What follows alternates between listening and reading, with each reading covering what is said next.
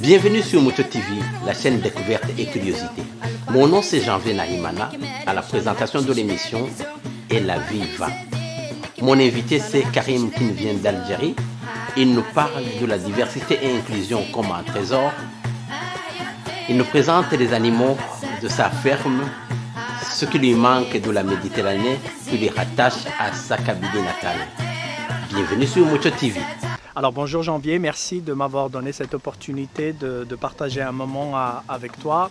Karim, c'est tout simplement un citoyen du monde, je dirais.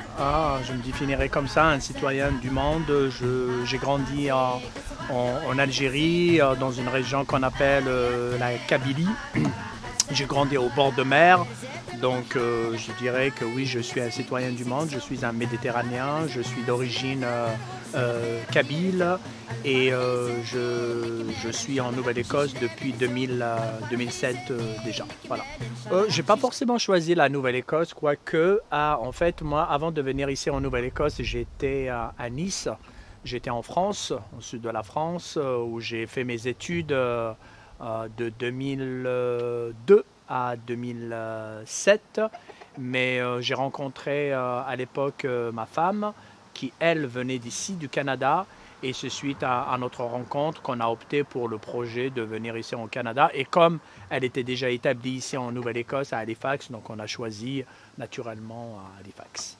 Mon pays s'appelle l'Algérie. L'Algérie, c'est un pays, enfin le plus grand pays depuis que le Soudan a été divisé entre le Soudan du Nord et le Soudan du Sud.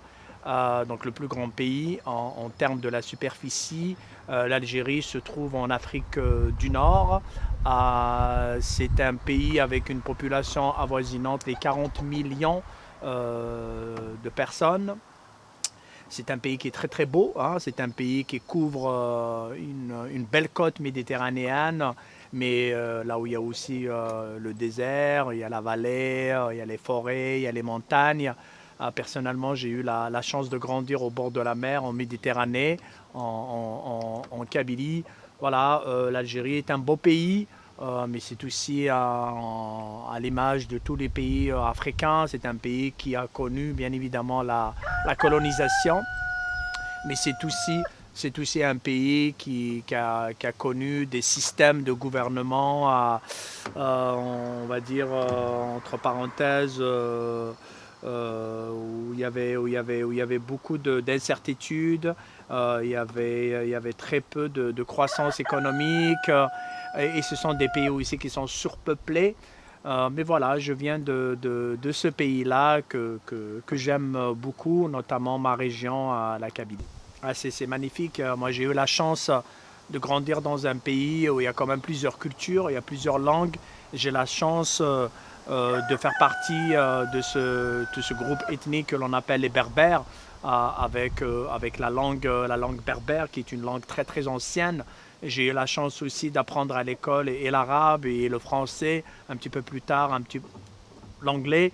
Mais oui, c'est un pays avec une diversité culturelle incroyable, que ce soit sur le plan linguistique, que ce soit sur le plan traditionnel, que ce soit sur le plan coutume, que ce soit sur le plan culinaire. Voilà, c'est un pays, où chaque petit coin représente une culture, représente un repas culinaire, un accent, une variante linguistique. Oui, c'est un pays qui est très, très, très riche en culture, et c'est un pays aussi, rappelons-le, qui a été colonisé, qui a connu des vagues de colonisation énormes. Les Phéniciens, les Romains, les Ottomans, les Arabes, les Français, les Espagnols. Donc c'est un pays avec multiples influences. Et ouais, je me considère chanceux d'avoir grandi dans ce pays-là, parce que j'estime que je me suis nourri beaucoup dans toutes ces influences-là culturelles. J'ai toujours aimé la nature. J'ai grandi en allant dans la nature avec des amis, cueillir des fraises sauvages, des bleuets, autour des animaux. J'ai toujours aimé les animaux. Je pense que ça fait depuis 2017 que je suis ici. J'adore. Et je pense qu'en vieillissant, on se reconnecte avec cette nature-là qui nous fait du bien, qui nous apaise. Le rapport que j'ai avec les animaux est un rapport incroyablement bienveillant. J'adore être entouré des animaux. Et peut-être aussi c'est une façon inconsciente de reproduire chez soi, de se sentir un peu enchanté par les oiseaux à tous les matins, par les poules, par les moutons que j'ai beaucoup connus quand j'étais jeune aussi.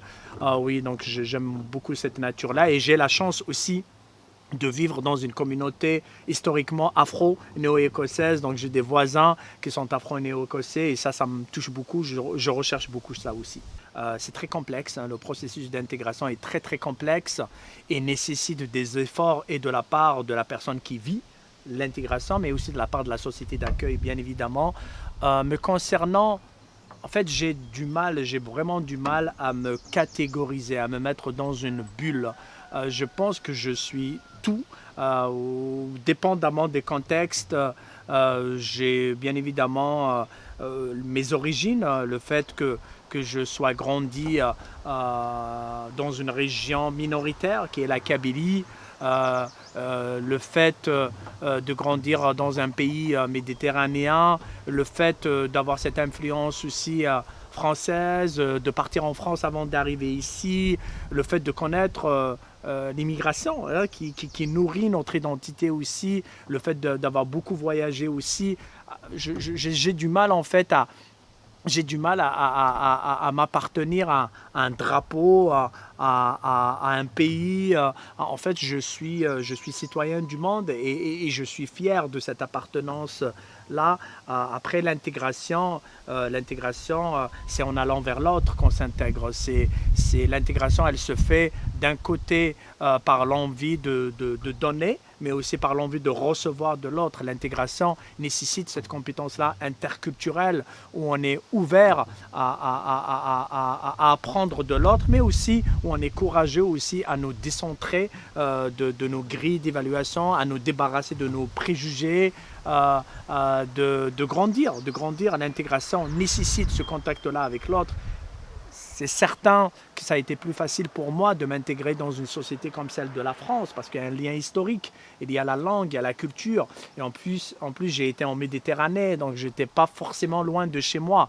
Arrivé ici en Nouvelle-Écosse, qui est quand même une région anglophone, avec un climat qui est un peu difficile, capricieux. Voilà, ça nécessite du temps, mais cette volonté-là d'aller vers l'autre m'a toujours permis de faciliter mon intégration. Est-ce que je dirais aujourd'hui que je suis parfaitement intégré? Je ne pense pas. On n'est jamais parfaitement intégré, on est toujours étranger. Si tu demandais à un étranger c'est quoi son talent d'Achille, il te répondrait c'est la nostalgie. On n'est jamais... Moi, je pense profondément qu'à partir du moment où on a expérimenté l'immigration, on est partout et nulle part. On ne sait plus qui on est. On retourne chez soi, mais on n'est pas vraiment de là. On est, voilà. Donc, répondre par oui ou non, est-ce que je suis intégré? Je pense que c'est très délicat. Je dirais que j'ai réussi à travers le temps à accepter ce nouveau mode de vie et surtout aller vers l'autre. Je pense que j'ai eu la chance de travailler avec le CSAP depuis 2009, où j'ai commencé ma carrière en étant prof d'histoire. Je pense que même en étant à l'école où j'ai travaillé, j'ai beaucoup apporté sur le plan interculturel parce que j'ai toujours voulu ouvrir mes élèves à d'autres horizons culturels, mais aussi le personnel avec qui je travaillais. Donc j'avais toujours à cœur de permettre aux gens de vivre ensemble, à cœur d'exposer les gens à de nouvelles réalités, à de nouveaux horizons. J'ai eu la chance d'amener quelques jeunes Canadiens en Algérie pendant 3 semaines. Ça a été une expérience incroyable. J'ai eu l'opportunité d'organiser des moments interculturels inoubliables. Et puis après, depuis 2017, c'est vrai que je suis devenu coordonnateur de la diversité et des droits de la personne. Et là, du coup, ça m'a vraiment permis de mettre en place plein de projets, plein d'initiatives pour justement assurer qu'au sein du CSAP, on crée des espaces inclusifs, non seulement pour nos élèves avec des origines ethniques diverses, mais aussi pour toute l'autre diversité ou pour toutes les autres diversités, qu'elles soient sur le plan sexuel ou socio-économique. Je pense que c'est important quand on est militant pour le vivre ensemble, on l'est pour l'ensemble des diversités. Et je pense que c'est important aujourd'hui pour lutter et continuer ce travail-là, de permettre aux gens de se rapprocher les uns et les autres, tout en respectant les différences, tout en validant les différences des uns et des autres. Pour moi, le français a été pour moi cette passerelle extraordinaire pour découvrir le monde francophone. Oui, j'aime beaucoup cette langue-là et c'est une langue que je chéris parmi les autres langues aussi que je parle, que ce soit le berbère ou l'arabe. Ouais, le français, c'est la langue aussi de cœur avec mes enfants. C'est la langue avec laquelle je communique avec mes enfants. Oui, c'est une langue qui est très, très importante pour moi. Ce qui me manque de l'Algérie, il y a beaucoup de choses qui me manquent, mais peut-être la première chose qui me manque énormément, c'est l'autodérision. C'est le fait de rire de soi-même, c'est le fait de rire de la misère, c'est le fait de prendre les choses un peu à la légère, c'est le fait d'apprendre un petit peu comme on dit ici en Acadie, à slacker, c'est-à-dire à arrêter un petit peu, à enjoyer la vie, quoi. Ça, ce côté-là me manque beaucoup quand je retourne en Algérie, chez moi en Kabylie, ou quand je pars à Alger, la capitale d'Algérie, que j'entends les gens parler et rire au même temps. Je dirais que c'est l'un des éléments qui me manque énormément. Ma famille, bien évidemment, me manque terriblement. Cet esprit-là familial, ces retrouvailles autour d'une grillade, avec des sardines, avec une bonne salade. Mes amis me manquent énormément. La nature, la Méditerranée, les vagues me manquent beaucoup. Il y a beaucoup de choses qui me manquent de chez moi. Mais je dirais, l'autodérision, c'est quand même quelque chose que je ne retrouve pas assez ici. Voilà, et c'est quelque chose qui me manque. Ouais. En fait, je suis très proche de mes animaux. Je suis vraiment un papa poule. Je suis très proche, je les observe énormément. Par exemple, je vous présente là-bas les 2 moutons. Il y en a un qui est attaché, un qui ne l'est pas. Celui qui est attaché s'appelle Pompon. Pompon, il est plutôt raide et c'est un rebelle. Hein. C'est quelqu'un qu'il ne faut pas lâcher. Si on le lâche, il part. Mémé, de l'autre côté, c'est ce qu'on appelle un vrai mouton, un suiveur. C'est quelqu'un qui suit. Donc, pour ne pas prendre de risques, j'ai décidé d'attacher Pompon tout en laissant en liberté Mémé parce que je sais qu'il allait suivre son frère. Et c'est vrai en fait. J'ai observé ça. On a aussi les poules et les coqs. Et c'est vrai que la semaine dernière, j'ai assisté à une bataille de coqs et le coq d'avant était vraiment un vrai dominateur, hein, un vrai pacha, comme on dirait chez nous. Mais il se trouve qu'il a perdu son combat. Le petit jeune l'a eu, le petit jeune a réussi à le dominer et depuis, ce coq-là dépend de moi. Donc c'est moi qui le nourris, c'est moi qui lui donne à boire. Alors qu'avant, même mes enfants se méfiaient de lui, ils l'appelaient le malin coq. Aujourd'hui, il n'est plus le malin coq, il est le coq adouci. Et je pense que c'est une leçon de vie. C'est un message très fort qu'il faut envoyer, que dans certaines périodes de notre vie, on peut peut-être être riche, on peut peut-être avoir le pouvoir, mais il faut toujours garder en tête que les choses peuvent changer rapidement et qu'il faut rester humble dans la vie. Pour moi, la diversité est un trésor. La diversité est un vrai trésor et je pèse mes mots.